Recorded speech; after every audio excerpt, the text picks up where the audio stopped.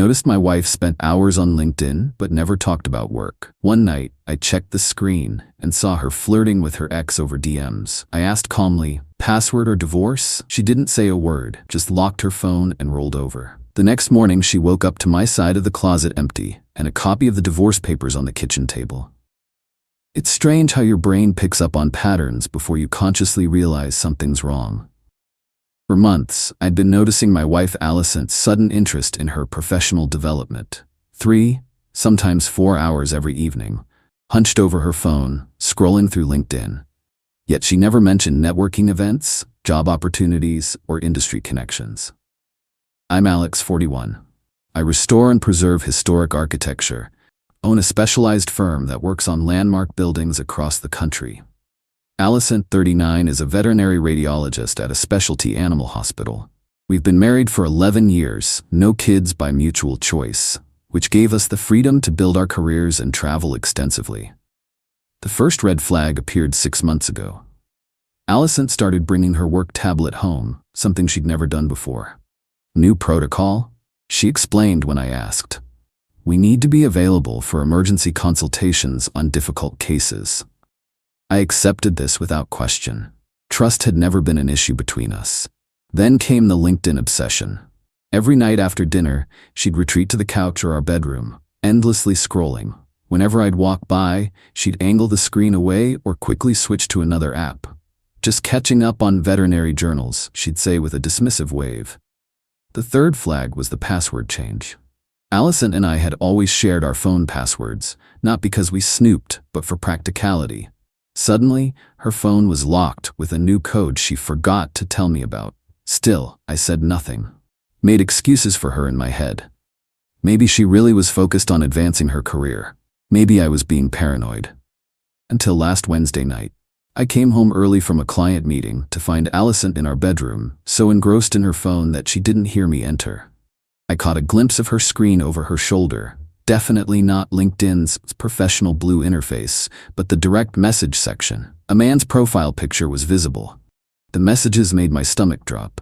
I miss how your body feels against mine. Allison's reply, patience, working on untangling things here. It's complicated. His response, 11 years seems like a long time to waste with the wrong person. I stepped back into the hallway, my mind racing, took a deep breath, counted to 10, then walked in normally as if I'd just arrived. Hey, how was your day? I asked casually. She jumped slightly, locking her phone. Fine. The usual. How was your meeting? Ended early. What are you working on? I nodded toward her phone. Just LinkedIn. Boring work stuff. I sat on the edge of the bed, kept my voice even. Allison, I saw the messages. Who's David? Her expression cycled through shock, denial, and finally cold defiance. You were spying on me? No. I walked in and saw your screen. Who's David? She sat up straighter. An old friend. We're just catching up. I miss how your body feels against mine. Is catching up? Her eyes narrowed. You're taking that out of context. What possible context would make that appropriate between a married woman and another man? We have history, she said defensively. It's complicated. Complicated how? You either respect our marriage or you don't. She crossed her arms. It's just harmless flirting. Everyone does it. I don't, I replied, and neither should you. God, Alex, she huffed. You're making this into such a bigger deal than it is. We're just talking. About how he misses your body? About how you've wasted 11 years with the wrong person? My voice remained calm, but I could feel my pulse rising. That's not just talking, Allison. You don't understand. You're right.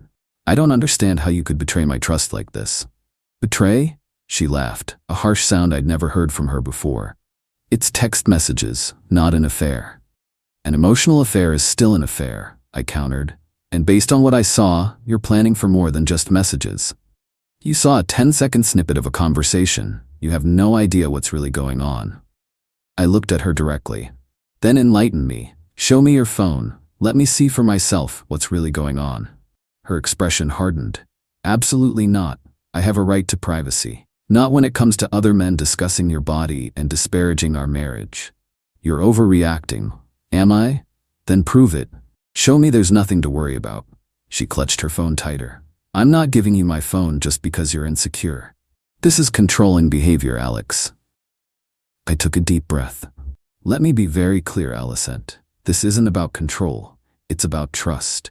Trust that you've clearly broken. So I'm going to make this simple. Password or divorce? Your choice. She stared at me for a long moment, then deliberately locked her phone and rolled over. I'm going to sleep. We can talk about your trust issues tomorrow. In that moment, everything became clear.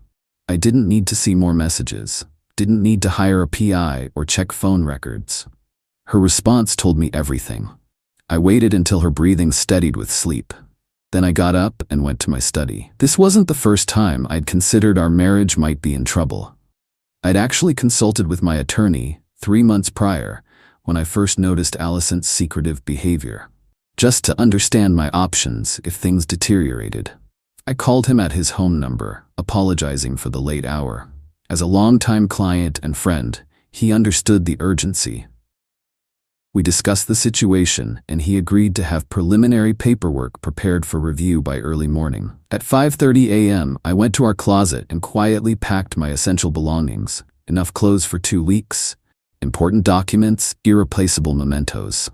Loaded everything into my car. Then I returned to the kitchen and executed the plan I'd formed overnight. First, I transferred half the funds from our joint accounts to my new personal account, legally appropriate as a pre-divorce protective measure in our state. I left the other half untouched, ensuring Alicent would have immediate access to funds during the transition. Second, I followed up with my lawyer, who had divorce papers prepared based on our earlier conversation and midnight update.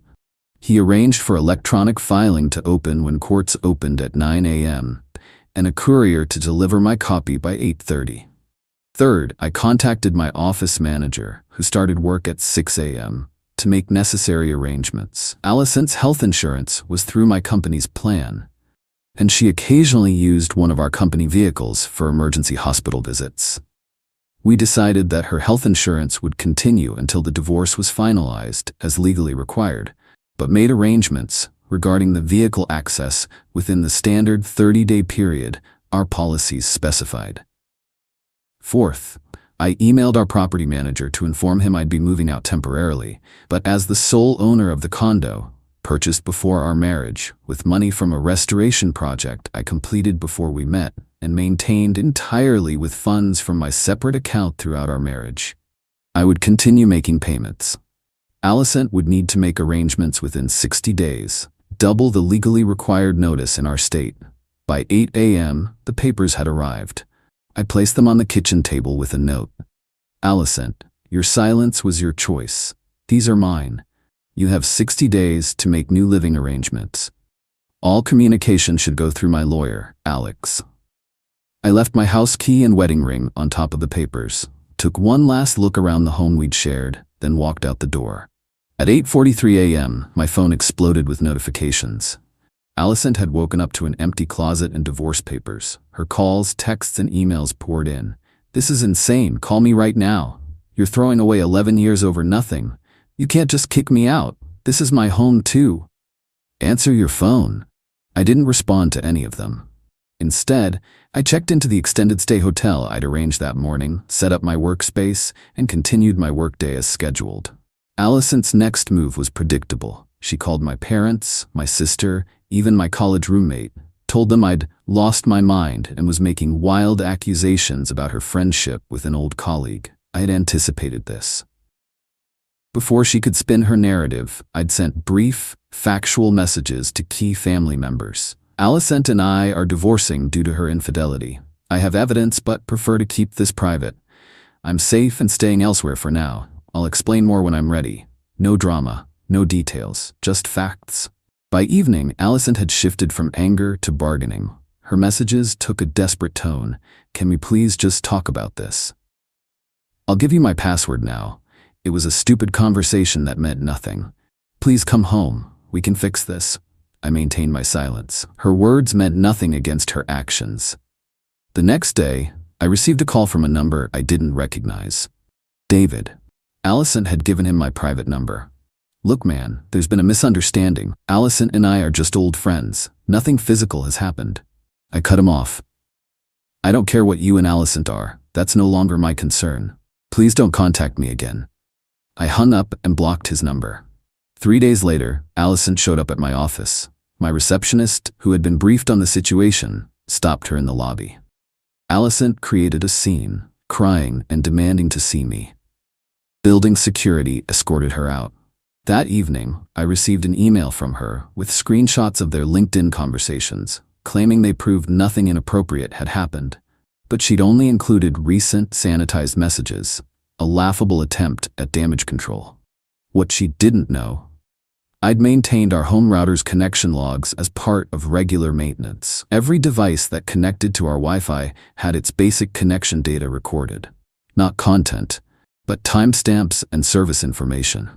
The logs showed her spending hours connected to LinkedIn servers during the exact time she claimed to be researching cases. While I couldn't see specific message content, the pattern matched perfectly with her suspicious behavior. More importantly, her work tablet frequently connected to our Wi-Fi during these sessions, contradicting her claim that she was using it exclusively for emergency consultations. I didn't need to see the content of those thousands of messages. The patterns told the story. 1 week into our separation, Allison's animal hospital announced budget cuts, including eliminating her position. Her timing couldn't have been worse. With no income, she faced the prospect of finding both a new job and a new place to live. I instructed my lawyer to ensure her health insurance continued through COBRA as legally required, with the initial premium covered as part of our eventual settlement. She tried using this to garner sympathy, sending messages about how I was leaving her destitute at the worst possible time. I forwarded these to my lawyer without response. My lawyer advised me Allison had hired an attorney known for pursuing substantial settlements. Their first demand: half the value of our condo, ongoing spousal support, and a portion of my business. My lawyer's response included comprehensive documentation. The property deed showing I purchased the condo 2 years before our marriage with profits from a major restoration project. Bank records confirming I had made every mortgage payment from my separate account throughout our marriage. And our prenuptial agreement, which Allison had apparently forgotten, specified that infidelity, even emotional infidelity with documented intent to leave the marriage, was grounds for limiting certain financial considerations. Their demands were swiftly reduced. After the mandatory waiting period in our state, 90 days, the divorce proceedings continued. The final settlement was reasonable.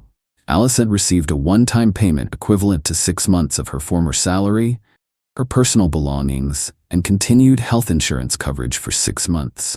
Her access to any company resources was terminated, as our policies required. The divorce was finalized within 6 months, faster than the state average of 9 to 12 months for contested divorces.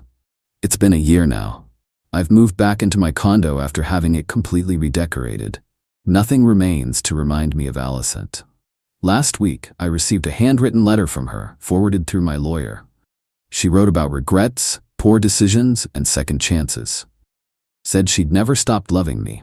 That David was a mistake she'd pay for the rest of her life. I didn't respond. Some bridges once burned should remain ashes. People ask if I regret acting so decisively, if I should have considered counseling or forgiveness. My answer is always the same. When someone shows you who they really are, believe them the first time.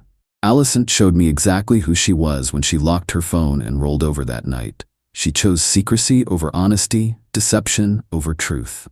In that moment, our marriage ended. I just handled the paperwork. I don't hate Allison. I don't waste energy on bitterness. But I don't regret my decision either. Self-respect demands certain boundaries. When those boundaries are crossed, a real man doesn't negotiate, plead, or bargain. He simply walks away and rebuilds. Edit. Thanks for all the comments and support. I see some recurring questions, so I'll address them. 1. Why didn't I check her phone while she was sleeping? Because I didn't need to. Her refusal to show me was confirmation enough. I'm not interested in cataloging the details of betrayal, just recognizing when it happens. 2. Was I too harsh with the 60-day notice? No. The condo was legally mine, purchased before marriage with money from a solo project which remains separate property in most jurisdictions, and maintained entirely with my separate funds. I gave her twice the legally required notice period, and she had immediate access to half our joint accounts for expenses. 3. Did I ever find out who David was? He was her veterinary school classmate who became the one that got away, in her mind. LinkedIn reconnected them when he viewed her profile. The irony: he's now married with 3 kids and was never going to leave his family. Allison was just his ego boost.